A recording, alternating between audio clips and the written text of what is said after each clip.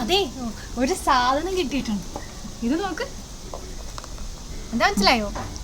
നാടൻ കൂന്. അടിപൊളി സാധനമാണ് കേട്ടോ.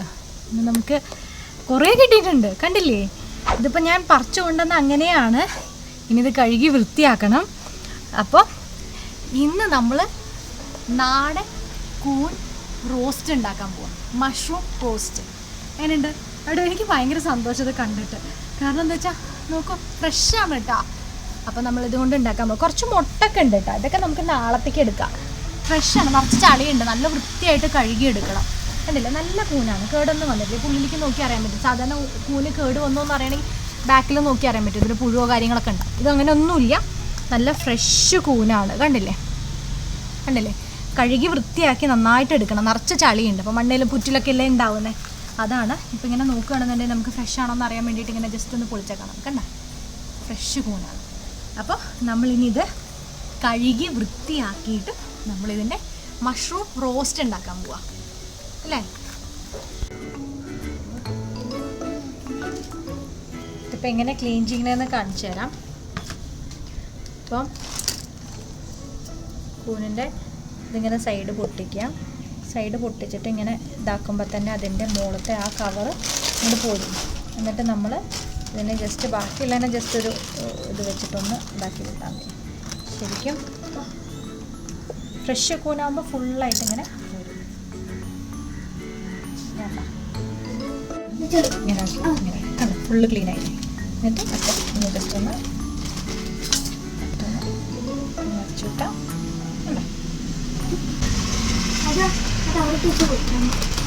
ഫുള്ളായിട്ട് ഇങ്ങനെ അപ്പോൾ ഇത് കണ്ടു കഴിഞ്ഞാൽ മുകളിൽ ഇങ്ങനെ തന്നെ ഉണ്ടാവും. ബാക്കിൽ നമ്മൾ എല്ലാം എടുത്തു കേട്ടോ.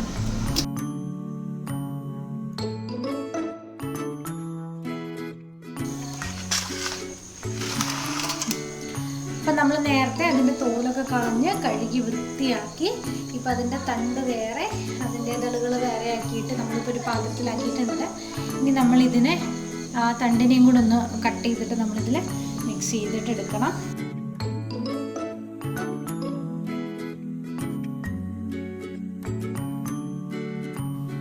അപ്പം നമ്മൾ ഇനി ഒരു മഷ്റൂം റോസ്റ്റ് ഉണ്ടാക്കാം. അതിന് വേണ്ടിയിട്ടൊരു ചീനച്ചട്ടി അടുപ്പത്ത് വെച്ച് ചൂടാക്കിയിട്ട് അതിലേക്ക് 2 സ്പൂണ് മല്ലിപ്പൊടി ആഡ് ചെയ്ത് കൊടുക്കുകയാണ്. ഇത് നന്നായിട്ട് നമ്മൾ ചൂടാക്കിയെടുക്കണം. അതിൻ്റെ ആ പച്ച മണമൊക്കെ ഒന്ന് മാറുന്നത് വരെ നമ്മൾ നന്നായിട്ട് ഇളക്കി കൊടുക്കണം. സിമ്മിൽ വെച്ചിട്ട് ഇളക്കി കൊടുക്കുക, കരിയാതെ നോക്കണം. കളറൊന്ന് മാറിയതിന് ശേഷം 1 സ്പൂണ് മുളക് പൊടി ആഡ് ചെയ്ത് കൊടുത്തു. അപ്പോൾ അതും നന്നായിട്ടൊന്ന് ചൂടാക്കിയതിന് ശേഷം നമ്മളതിലേക്ക് കുറച്ച് സ്പൈസസ് ആഡ് ചെയ്ത് കൊടുക്കണം. അതെന്തൊക്കെയാണെന്ന് വെച്ച് കഴിഞ്ഞാൽ നമ്മൾ കുരുമുളക്, പെരിഞ്ജീരകം 1/2 സ്പൂൺ കുരുമുളക്, ഉണ്ടമുളകാണേ, പിന്നെ പെരിഞ്ജീരകം അര സ്പൂണ്, പട്ട, ഗ്രാമ്പു, ഏലക്കായ. പട്ട ഒരു 2-3 കഷ്ണം പട്ട മതി. ഗ്രാമ്പും ഏലക്കായും കുറച്ച് ഒരു തിരി. അതിലേക്ക് നമ്മളൊരു 10 അല്ലി വെളുത്തുള്ളി, പിന്നെ കുറച്ച് ഇഞ്ചി, ഒരു മീഡിയം സൈസ് ഒരു ഇഞ്ചി എടുത്തിട്ട് നമ്മൾ നന്നായിട്ട് ചൂടാക്കി. ഇതിനെ നന്നായിട്ട് പൊടിച്ച ആ മിക്സാണ് ഞാനിപ്പോൾ ആഡ് ചെയ്ത് കൊടുത്തിട്ടുള്ളത്. ഇത് വന്നിട്ട് നമ്മൾ കഴുകി വൃത്തിയാക്കി വെച്ചിട്ടുള്ള നമ്മുടെ മഷ്റൂമിലേക്ക് കുറച്ച് മഞ്ഞൾപ്പൊടി, ഒരു 1/2 സ്പൂണ് മഞ്ഞൾപ്പൊടിയും കൂടെ ആഡ് ചെയ്തിട്ട് നന്നായിട്ട് മിക്സ് ചെയ്തെടുക്കുക. മിക്സ് ചെയ്തിട്ട് അത് നന്നായിട്ട് ഇങ്ങനെ പിടിച്ചുടയ്ക്കാൻ പാടില്ല. അല്ലാതെ ഇങ്ങനെ പതുക്കെ നമ്മളൊന്ന് ഇളക്കി എല്ലാ ഭാഗത്തേക്കും മസാല എത്തുന്ന രീതിയിൽ മിക്സ് ചെയ്ത് വയ്ക്കുക. അപ്പോൾ നമ്മളിനി മഷ്റൂം റോസ്റ്റ് ഉണ്ടാക്കാൻ ആവശ്യത്തിനുള്ള മസാല ആദ്യം തയ്യാറാക്കിയെടുക്കണം. അതിനുവേണ്ടി 2 ടേബിൾ സ്പൂൺ എണ്ണ ഞാൻ ഒഴിക്കുന്നുണ്ട്.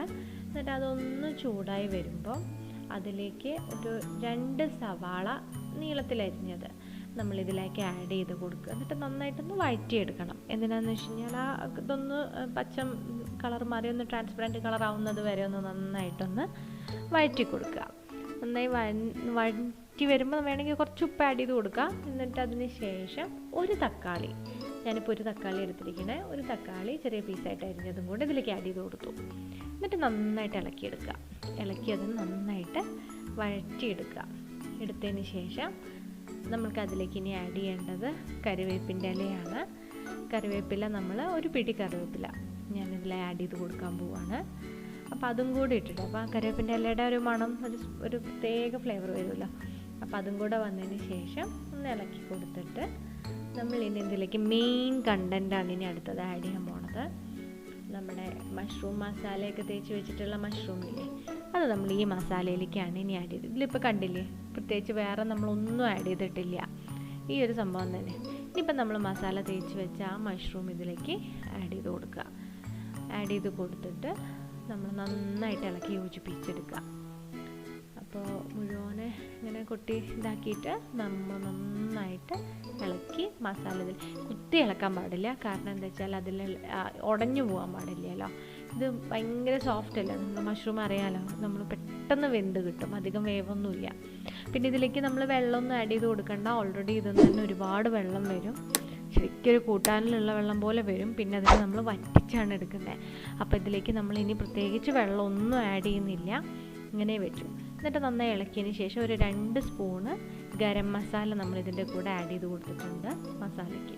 ഇപ്പോൾ നമ്മൾ ഇളക്കുമ്പോൾ തന്നെ കണ്ടില്ലേ വെള്ളം വരുന്നത് കണ്ടില്ലേ, നമ്മൾ വെള്ളമൊന്നും ആഡ് ചെയ്തിട്ടില്ല. എന്നിട്ട് നന്നായിട്ട് വഴറ്റിയതിന് ശേഷം ഇത് കണ്ടോ, നന്നായിട്ട് റോസ്റ്റ് ആയില്ലേ. അങ്ങനെ നമുക്ക് മാക്സിമം എത്ര ഡ്രൈ ആക്കണോ അത്ര. കുറച്ച് ഗ്രേവി വേണം, ഇപ്പോൾ ചപ്പാത്തിയുടെ കൂടെയൊക്കെ കഴിക്കാൻ ചെറിയൊരു സെമി ഗ്രേവി പോലെ വേണമെങ്കിൽ അങ്ങനെ ആക്കിയെടുക്കാം. ഇല്ലാന്നുണ്ടെങ്കിൽ നമുക്ക് നന്നായിട്ട് റോസ്റ്റ് ആക്കിയെടുക്കാം.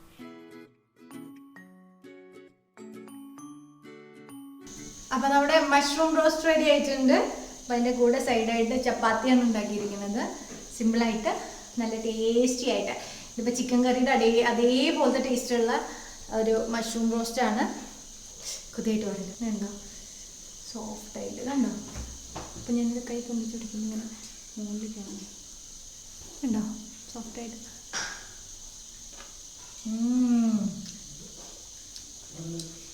ചിക്കൻ്റെ മസാലയില്ലേ അടിപൊളിയുണ്ട്. ചപ്പാത്തിയുടെ കൂടെ ചപ്പാത്തി, പൊറോട്ട, അപ്പം ഒക്കെ നല്ല ടേസ്റ്റിയാണ്. ഇതുമാണ് അപ്പം ഉണ്ടാക്കി നോക്കണം. അപ്പം ഇതിപ്പോൾ മഷ്റൂം കിട്ടാൻ ബുദ്ധിമുട്ടായിരിക്കും. നമ്മൾ വാങ്ങണ മഷ്റൂമിനും നമുക്ക് ഇതേപോലെ ഉണ്ടാക്കാം. അപ്പം ഉണ്ടാക്കി നോക്കി ട്രൈ ചെയ്ത് നോക്കണം. ഓക്കെ, അപ്പം മറക്കാതെ സബ്സ്ക്രൈബ് ചെയ്യുക, നമ്മുടെ ചാനലിൽ കാണുക. കണ്ടിട്ട് ഇഷ്ടപ്പെട്ടു വെച്ചാൽ ഫ്രണ്ട്സിനും റിലേറ്റീവ്സിനൊക്കെ അയച്ചു കൊടുക്കുക. ആ സൈഡിലുള്ള ബെൽ ബട്ടൺ ഒന്ന് പ്രസ് ചെയ്യണേ. എന്നാൽ നമ്മളിടുന്ന പുതിയ വീഡിയോസ് നിങ്ങൾക്ക് നോട്ടിഫിക്കേഷൻ ആയിട്ട് കിട്ടും.